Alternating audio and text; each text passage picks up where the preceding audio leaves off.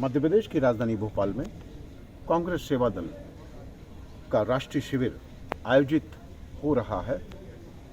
इसमें election syndicate द्वारा हमारे कांग्रेस के 1885 से निरंतर जो भी अध्यक्ष रहे हैं उन सब की प्रदर्शनी यहाँ पर आयोजित की गई है, लगाई गई है।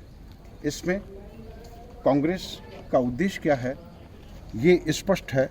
जैसा कि आप देख रहे हैं, भारतीय राष्ट्रीय कांग्रेस का उद्देश्य भारत के लोगों की भलाई और उन्नति है तथा शांतिमय और संवैधानिक उपायों से भारत में समाजवादी राज्य कायम करना है, जो संसदीय जनतंत्र पर आधारित हो, जिसमें अवसर और राजनीतिक, आर्थिक तथा सामाजिक अधिकारों की समानता हो तथा जिसका लक्ष्य विश्व शांति और विश्व बंधुत्व हो। ये हमारा उद्देश्य है और इस उद्देश्य की पूर्ति करने के लिए जो परिकल्पना प्राथमिक स्तर पर सन 1885 में इटावा के प्रशासक एलन ऑक्टेवियन ह्यूम ने जिनके मस्तिष्क में ये सब बातें आई थी 1857 के गदर को लेकर, और जब ये वहाँ पर प्रशासक थे उसके बाद इन्होंने तय किया कि भारत की भलाई के लिए कुछ मुझे करना चाहिए और वहाँ पर जिलाधीश जिला मंडल के अध्यक्ष के पद से इन्होंने इस्तीफा दिया और कांग्रेस की विचारधारा एक प्रारंभ होती है सन 1885 से।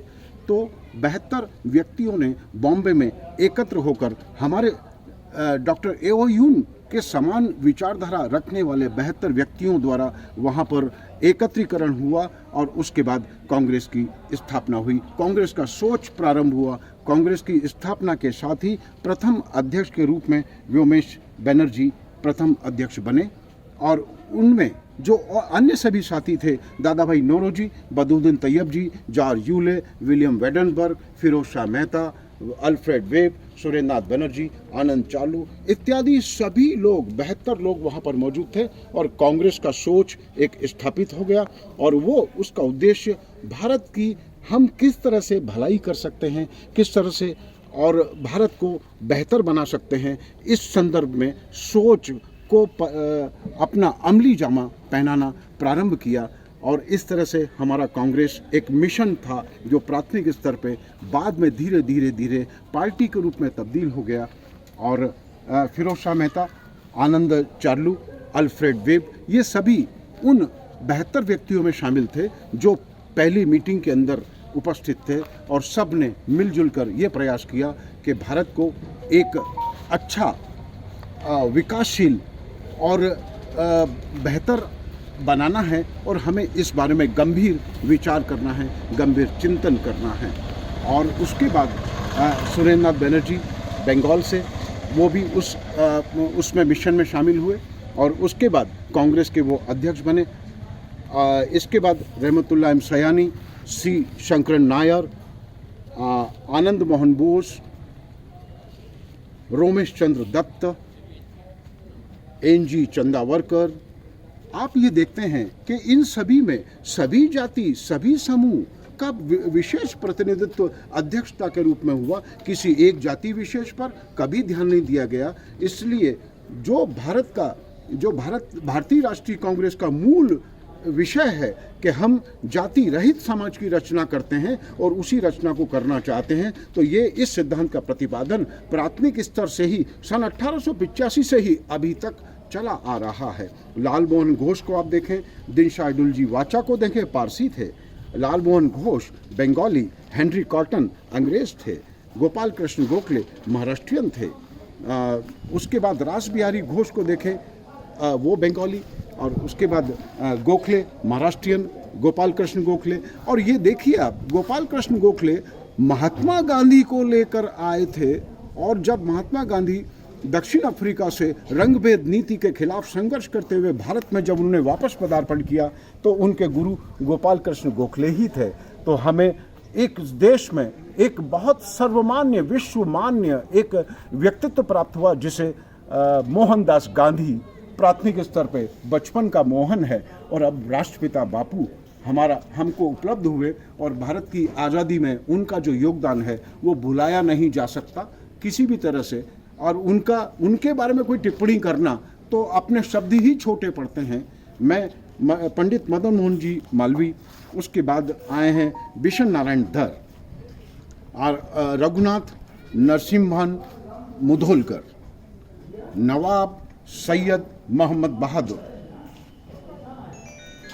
भूपेन्द्र नाथ बोस, ये विभिन्न समय में, अब ये देखिए आप, विभिन्न, ये 1914 में अध्यक्ष बने, और लॉर्ड सत्येंद्र प्रसाद सिन्हा ये 1915 में कांग्रेस के अध्यक्ष बने।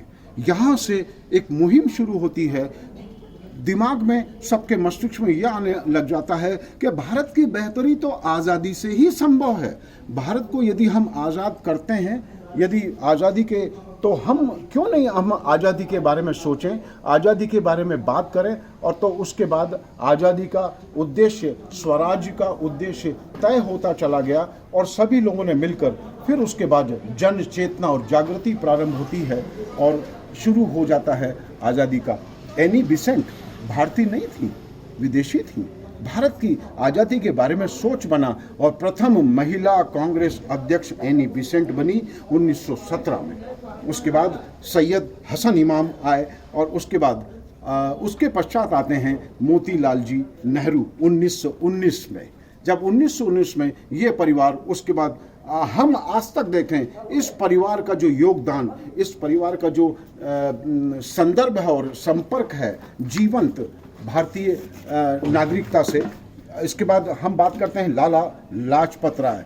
राष्ट्र के ऊपर हमेशा अपने को स्वयं को न्यौछावर भी कर दिया, ये मान के चले। लाला लाजपत राय 1920 में अध्यक्ष बने, और 1920 में ही आधे सेशन के बाद में सी विजय राघवाचार्य अध्यक्ष बने। उसके बाद आए देशबंधु चितरंजन दास, उसके पश्चात हकीम अजमल खान जो एक्टिंग प्रेसिडेंट बने थे सेशन के बीच में 1921 के अंदर। इसके बाद मोहम्मद अली जौहर 1923, और 1923 में ही जो सेशन आया, उसके बाद अबुल कलाम आज़ाद 1940 एंड 1946। पूरे जीवन में, कांग्रेस के जीवन में जो अभी तक जीवन हमारा चल रहा है, उसमें महात्मा गांधी सन 1924 में एक बार ही बेलगाम में जब सम्मेलन हुआ, उसमें सदारत की अध्यक्षता की, सभापतित्व किया। सरोजिनी नायडू ये दूसरी महिला हैं जो 1925 में महात्मा गांधी के बाद अध्यक्ष बनी। 1926 पर हम आ जाते हैं श्रीनिवासन अयंगर, साउथ से, और बहुत सफल अध्यक्ष रहे हैं, और सभी पूरे वहाँ पर जितने भी नेतृत्व करने वाले व्यक्तित्व हैं उनको समूह में लाकर अपने कार्यकाल को बहुत अच्छा इन्होंने निभाया। मुख्तार अहमद अंसारी 1927। अब आते हैं, हम बात करें पंडित जवाहरलाल नेहरू 1929, 1953, 1936, 1936 में फिर 1954, 1930, 1951 और 1952। पंडित जवाहरलाल नेहरू। वल्लभ भाई पटेल 1931। इसके बाद हम पुनः महिला की बात करें तो ये तीसरी महिला हैं नेली सेनगुप्ता, जो 1933 में कलकत्ता के अधिवेशन में अध्यक्ष बनी। राजेंद्र प्रसाद, उसके बाद सुभाष चंद्र बोस ने मध्य समय में ही अपने पद से रिजाइन किया आंतरिक समस्याओं के चलते। उसके बाद आते हैं, हम आज़ाद हो जाते हैं, जेबी कृपलानी संभालते हैं 1947 में, पट्टाभी सीतारमैया 1948 और 49 में, पुरुषोत्तम दास टंडन 1950 में। उसके बाद 55, 56, 57, 58, 59, 5 वर्ष तक UN ढेबर कांग्रेस के अध्यक्ष रहे। और अब जैसा कि 1959 में इंदिरा जी ने ये पद संभाला। इंदिरा जी के व्यक्तित्व को कौन नहीं जानता, इनके बारे में 2 शब्द कहना भी अपने विचारों को छोटा करना है। इनके लिए कोई शब्द नहीं है, जितनी तारीफ की जाए कम है। ये अपने आप में मर्दानगी का द्योतक हैं। नीलम संजीव रेड्डी 1960, 61, 62 एंड 63।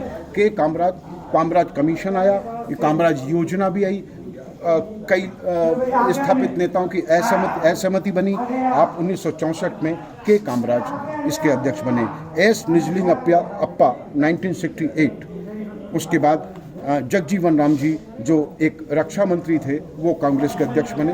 और 1970 और 71 में जब बांग्लादेश का युद्ध हुआ सन 1971, इंदिरा जी ने पाकिस्तान को 2 टुकड़ों में विभाजित किया और सारा देश उनके साथ रहा 1971 में जगजीवन राम। उसके बाद मध्य प्रदेश के, I am proud of it, कि मध्य प्रदेश के शंकर दयाल शर्मा 1972 से लेकर 74 तक अध्यक्ष रहे, जिन्होंने राष्ट्रपति पद को भी सुशोभित किया। देवकांत बरुआ 1975 से 77, 1977 से 1978 तक कासू ब्रह्मानंद रेड्डी।